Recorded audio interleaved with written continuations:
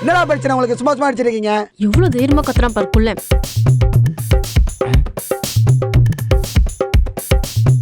நான் ஒண்ணும்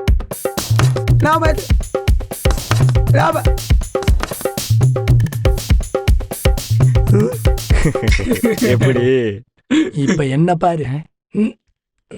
எங்கடா கீழே போற?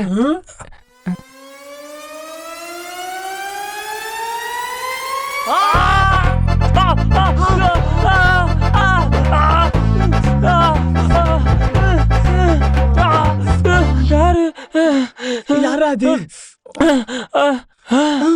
இன்னும் பேர் எழுதிட்டேன். இந்த சொன்னாலும் பிளஸ் போடுவாளே யாரு? எப்படி? யார் அங்க பேசுறது? இவனா? என்னடா இன்னும் வரலையேன்னு நினைச்சேன்.